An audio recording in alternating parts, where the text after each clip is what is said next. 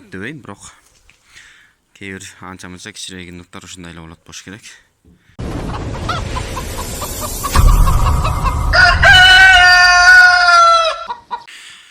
Assalamu alaikum, урматтуу бир туугандар, урматтуу тоок багуучулар, кандайсыздар? Ден соолуктарыңыздар жакшыбы? Сиздер менен тез байланышка чыкканга мүмкүн болбой жатат. Кээде моюн жары бербесе, кээде мүмкүн болбой калат.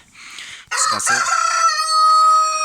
тез сиздер менен байланыша албай, маалымат бөлүшө албай калып атканыма кечирим сурайм. Эң көп түшкөн суроолордун бири Памирлик кыргыз окшойсуң дешет.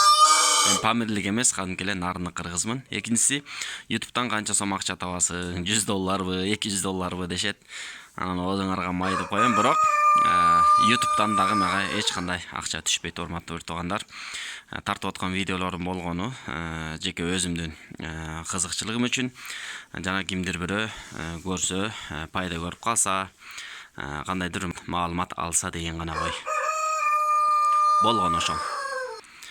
Андыктан бул суроолорго жооп берилди деген ойдомун. Эми бүгүнкү бөлүшө турган маселе мындай. Бул короздорду бүгүн сойгон жатабыз. Ушунча жыл болсо дагы, бири 3 жыл болуп калыптыр тоок багып атканыма, же 4 жыл болуп бартабы. Союп жеп көрүлө экенбиз. Андыктан бүгүн союуга туура келип турат.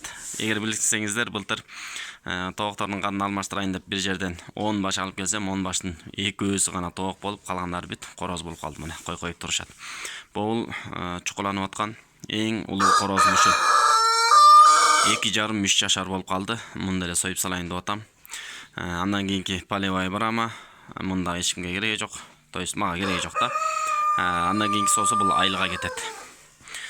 Бул чырмурум болсо, муну чыгарып салдым. Бул негизи бул серебристый коктордун жанына кошуп койсом деп аткам, бирок мушташа бергенден тигил коозураак, тазараагын калтырдым дагы. Бул чырмурунду союп салайын деп атам. Ошондо 1, 2, 3, 4, 5. Ошондо 5 короз союп эткем. Бул 3 тең мына.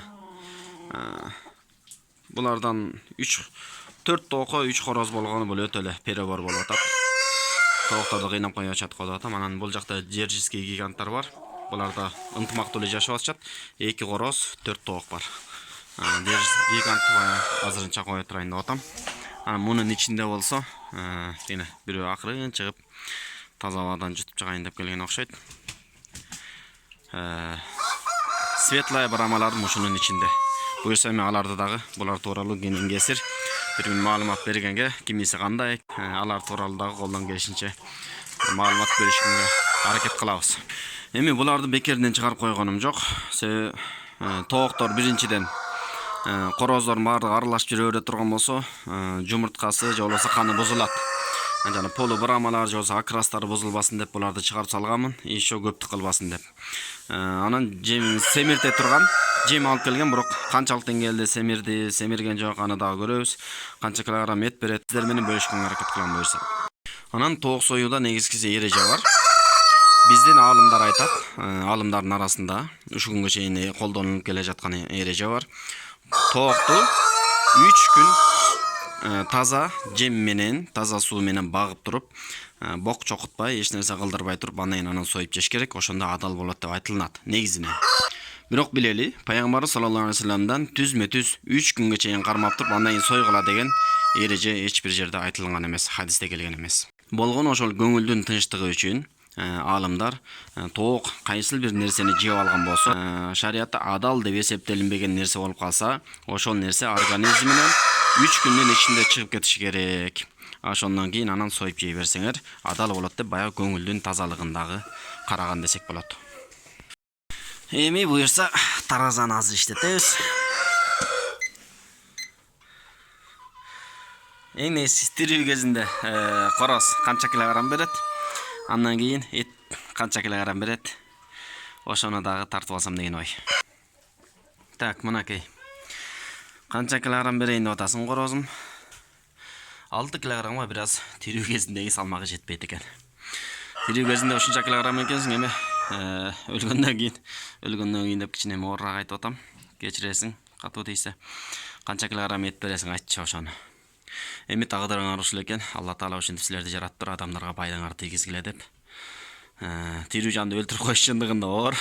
Бирок айла жок. Бул жашоонун мыйзамы ушул экен. Өлтүрбөсөк дагы, союп жебесек дагы болбойт дегендей. Эми негизгиси шариаттын эрежесине ылайыктай турган болсок, бизде бир өтө жаман адат бар.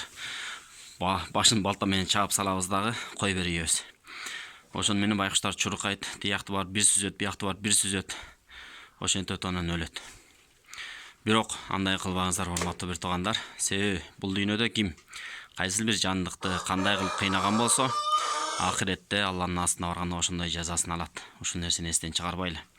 Андыктан колдон келишинче кайсыл гана жандык болбосун кыйнабай, бисмилля, Аллаху акбар деп туруп, мууздап, каны агып бүткөнгө чейин, жаны чыкканга чейин кармап, ылдый салаңдатып турсак жакшы болот. Андан кийин эң негизги эреже ушул. Бисмилля, Аллаху акбар айтылбай турган болсо, канчалык 10 күн кармайсыңбы, 20 күн кармайсыңбы, тоогуң адал болуп эсептелинбейт. Ушул нерсени эстен чыгарбайлы. Андан кийин дароо эле корозду негизи ысык сууга салып, короз болобу, тоок болобу, жүнүн жулуп баштабаш керек. Аны колдон келишинче видео менен тартканга аракет кылам. Эгер жалгыз болуп кала турган болсом, тарта албай кала турган болсом, алдын ала айтып коеюн. Жүнүн жулбай туруп, биринчи ич агарын полный тазалап салабыз. Ич агарын алып салгандан кийин гана анан ысык сууга салабыз. Эгер алдын ала салып сала турган болсок, ич агарын булардык байкуштар илбереген эптеп эле бир жандык болгондуктан эзилип этинеби, кандайдыр бир жыты, дамы чыгып кетиши мүмкүн. Ошол нерсени да эстен чыгарбашыбыз керек. Эми буларды муздап атканды көргөзбөй эле коеюн. Кимдир бирөөлөргө терс тарсын тийгизбесин. Буюрса андан кийинкилерин көргөзүп барганга аракет кылам. Колдон келишинче башын алгандан кийин монтип ылдый кармап турган жакшы, кан баардыгы полный агып бүтүш үчүн. Анан негизгиси кышында ушундай маселе болот. Булар сууну аз ичкендиктен кандары көп акпайт, каны коюраак болот. Эгер жайкысын союлган тоок болсун, короз болсун, сууну көп ичкендиктен каны дагы көбүрөөк агат, жеңилирээк агат десек да болот да. Маселе ушул. Так, мынакей. Мындай кармап келе берсеңиздер, чалкасына жаткыргандан кийин бул кырсоо келет дагы токтойт, жоголот. Ошол жерден эле мындай турасынан кесесиздер. Кайра мындайынан кесесиздер, пупкасына чейинкисин кестирип эле акырын ичин полный аласыздар. Алгандан кийин жүрөк, бөйрөк, боор соорлордун баардыгы мына карагылачы, семиздигин. Эмнегедир ушул корозум неме болчу, басканымдай кыйнараак анан кышылдап турчу да. Менимче ушу жүрөгүм ай басып кеткенден го деп турам. Кыскасы булардын баардыгын мышыга, итке береке жок, аларга жалко болот. Андан көрө буларды майдалап туурап туруп эле, кааласаңар чийки боюнча, кааласаңар бышырып туруп, тооктордун калгандарын өзүнө берсеңиздер, табылбаган тамак болуп эсептелинет. Буту болсун, сөөгү болсун, негизги ушул тооктон калган калдыктардын баардыгын тоокторго береке. Ыргытакей жок. Болду, андан кийин шашпай, азыр ысык сууга салып жүндөрүн жулабыз. Жанакы мен айтып аткан жүрөк деп аткан жүрөк эмес эле ашказан экен. Ашказан кичинекей болот экен, мына ушундай кичинекей. Бирок карагыла. Мен көрсөтөйүн деп аткан нерсе таш. Аябай көп, көрдүңөрбү? Булар тооктор негизи таш жеп туруш керек да. Мунун баары таштар. Бул иши сыртта жүргөндөр. Демек, тоок үчүн таш өтө маанилүү. Таш жеп туруш керек. Так, мынакей. Болгон кереги жокту. Жемсөөсү, ич агардын баардыгын алып салдык, жүндөрүнөн бери. Эч нерсеси калган жок. Азыр таразага тартып көрөбүз. Мынакей, бисмилла. Эчеси деген жок. 4-200. Буралы турабы тараза. 4 килограммдан ашык экен. Албетте бул мен күткөндөн үйдө десем болот. Негизи мен буга чыкпайт болуш керек деп ойлоп аткам. 4 килограмм бул өтө жакшы. Семиздиги да жакшы экен, эттүү эле экен. Аябай эмес, бирок болот, жакшы эле. Ушунчалык кирил ким жеп көргөн? Кирил жеп жүрөбүз го, бирок мынчалык чоң кирил жеп көргөн эмесмин чындыгында. Карагыла чоңдугун.